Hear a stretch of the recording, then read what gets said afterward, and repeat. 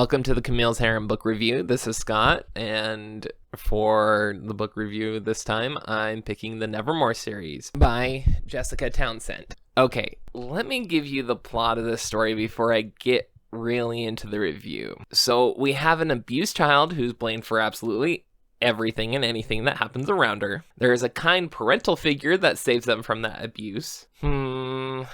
Oh, don't forget about the bloodthirsty magical tyrant that wants to get his claws on the child. Okay, this is starting to sound familiar.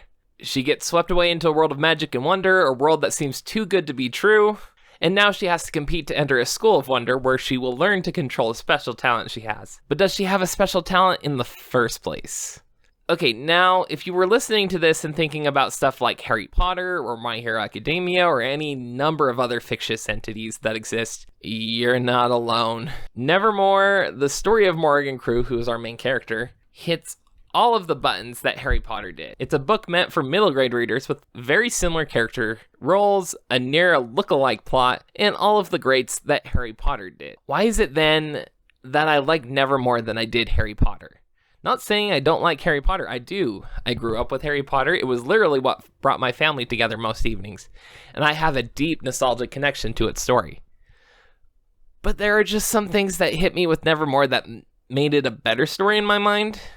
It just had better high points and more intuitive low points than I remember the Harry Potter series having. Both of which were cut from the same mold, but the accents are different. Both stories are great, but I just like the frosting and the sprinkles on Nevermoor than I do the English chart of Harry Potter. Nevermoor does what middle grade and a lot of teen and some adult fantasy novels can't seem to work their heads around. It handles the darkness present in our world in a way that isn't apologetic, nor feels the need to tone it down for the sake of younger readers. It's not a bloody or gory book at all, but in each of the 3 books released at this time, it has tackled the fallacies of humankind, the deepest reaches of the darkness in our psyches. It makes it palatable and easy to understand. That's part of what makes this series so great. It renders the worst of humanity in a way that a 9-year-old can understand, and it makes the story more real. The pains that the characters go through feel so much more real because of this fact. Just to name a few of the themes that are present in this series, and even though I might be a little vague, there might be some spoilers here. So, living with the fear of the unknown,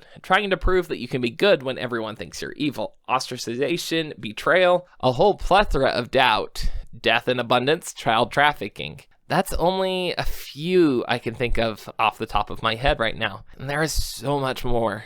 So here's my little tidbit of writing advice for this video. Leave the sophistry about dumbing down your prose for your audience behind and let yourself free the darkness within.